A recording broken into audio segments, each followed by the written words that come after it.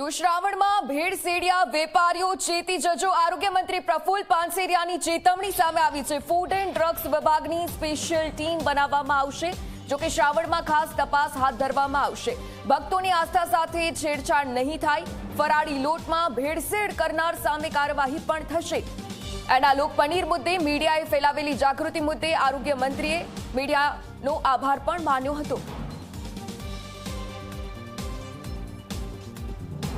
Media द्वारा सौथी वधु हूँ नमन करीश तमारी आ प्रवृत्तिने के एनालॉग पनीर अने भेळसेळ में जे जागृतता करी छे, तमे माहिती आपी छे, लोको सुधी आ माहिती पहोंचाड़ी छे। एमां सौथी महत्वनो रोल ए मीडियानो छे।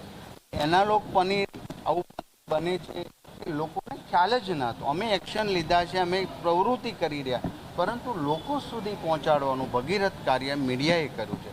एमने पण आ बाबत में भेळसेळ बाबतनी जागृतता लावा एक्शन सरकार लई रही है, परंतु एमने जागृतता एवा बदमाशों खुला पाड़वा, एमना जाहिर में फोटा वगैरह मीडिया में देखाड़वा आ एक सुंदर प्रवृत्ति है, जेथी करीने आवी राक्षसी कृत्य करनारा एमना परिवारजनों, एमना सगा संबंधीओ, एमना गामवाळा जोई शके कि आ बदमाश लोको आवी प्रवृत्ति करी रह्या छे।